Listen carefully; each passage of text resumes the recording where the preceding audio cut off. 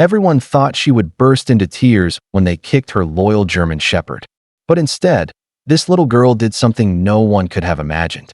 Soon, the ones who dared to hurt her dog would be on their knees, begging for forgiveness. Emma had waited all week to take Max to the park. The German shepherd was her best friend, her protector, and the reason she never felt alone. Max trotted happily at Emma's side, his red bandana fluttering as they walked past the picnic tables. He sniffed every patch of clover, tail wagging in a steady rhythm. People smiled when they passed. Everyone seemed to notice how gentle he was. They settled near an old oak tree, Emma unpacking her lunch while Max lay down to watch a pair of toddlers toddle by with sticky ice cream cones. For a moment, it felt like nothing bad could ever touch them, but then she heard it, snickering. A group of older boys stood near the swings, watching her with the sharp, mean looks she knew too well.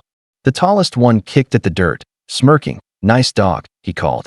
"Bet he's as dumb as you are." Emma felt her cheeks burn. She pretended not to hear, focusing on unwrapping her sandwich. But Max's ears twitched, and he lifted his head, sensing her unease. The boys didn't leave. Their laughter grew louder, echoing across the playground. Emma clenched her jaw, trying to stay calm. Max scooted closer to her leg and let out a quiet whine, like he already knew this afternoon was about to change everything. Emma kept her gaze locked on the ground, willing herself to be invisible. But the boys had already decided she was their target. The tallest one swaggered closer, dragging his sneaker across the grass until he stood just a few feet from Max. "Hey," he sneered, his voice carrying for everyone to hear. "You really think that much gonna protect you?" Max rose slowly to his feet, pressing his side against Emma's knee. His ears were pinned back, and his brown eyes watched the boy's every move. "Leave us alone," Emma said, her voice trembling. The boy tilted his head, as if pretending to consider it.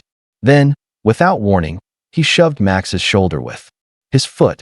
Max stumbled back, nails scraping the dirt. A gasp rose from a woman sitting nearby, but no one stepped forward. Emma's heart hammered so loud she thought it might burst. She bent to check Max, running her hands over his fur to be sure he wasn't hurt. "See? He's worthless," the boy jeered. His friends burst out laughing, their faces lit with cruel delight. Max didn't growl. He didn't bark. He simply sat down beside Emma, leaning against her as if to say he didn't care what they thought. She looked up at the circle of jeering boys, her cheeks burning. All around them, parents pretended not to see. In that moment, Emma realized no one was going to help her. She would have to find the courage herself.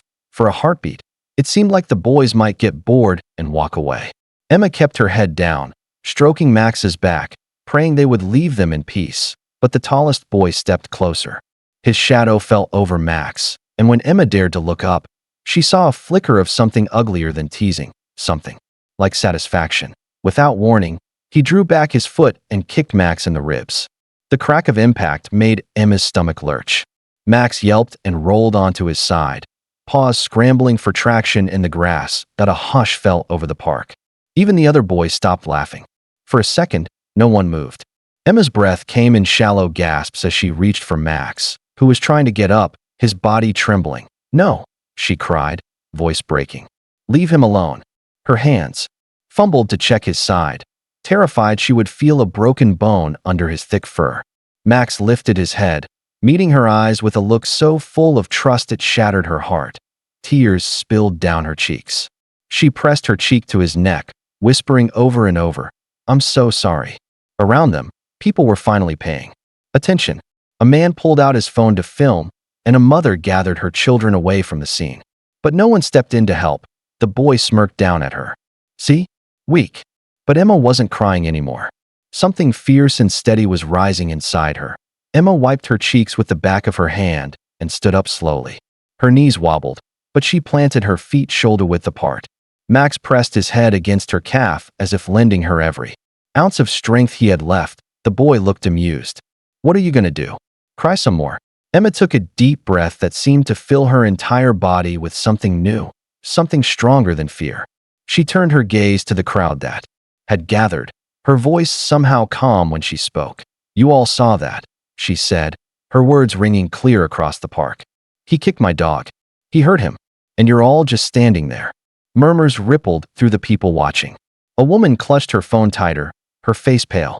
A man looked down at his shoes, ashamed. Emma turned back to the boy, her hands curling into fists. You think you're strong because you pick on someone who can't fight back? For the first time, the boy's smirk faltered. She knelt beside Max, resting a hand on his shaking shoulder. You don't get to decide if we're weak. He's my family. A hush fell over the crowd. Emma felt her heart hammering, but she didn't back down. Max lifted his head, his tail giving a single, thumping wag, and in that moment something shifted. The girl everyone thought would run away stood her ground, and people finally started to care. A woman in the crowd stepped forward, her phone still recording. I've got it all on video, she said, her voice trembling with anger. Animal control and the police are going to see this. The boy's eyes darted from Emma to the phone, realization dawning that he was no longer just a bully in the shadows. His friends began to shift uneasily, their bravado draining away under the scrutiny of dozens of watching eyes. Emma held her ground, her hand resting protectively on Max's back. His breathing was ragged, but he lifted his head high, as if he understood they weren't alone anymore. You should be ashamed, the woman continued, her voice louder now. You think hurting a dog makes you powerful? You look pathetic. Hey, park security guard jogged over, radio crackling on his belt. What's happening here? He demanded. Emma opened her mouth to answer, but the woman held up her phone. This boy kicked her dog, hard enough to knock him down. The guard's jaw tightened. He turned to the boys. Stay right here. People began murmuring, some stepping forward to stand closer to Emma and Max. A man knelt beside her with a bottle of water. You're brave, he said quietly. We saw everything.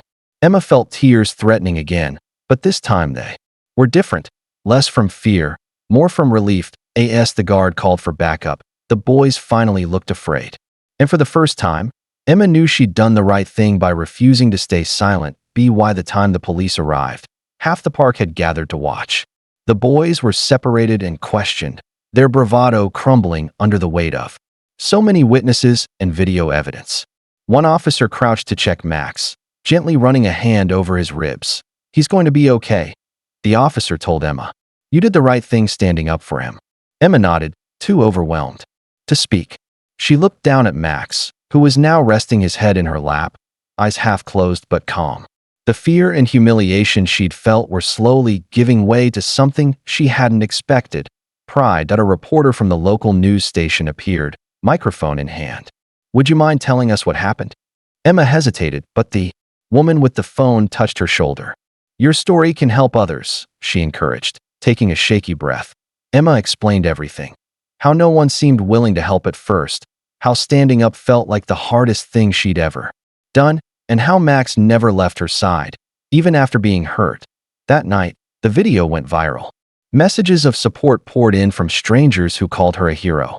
Donations were made to animal shelters in Max's honor.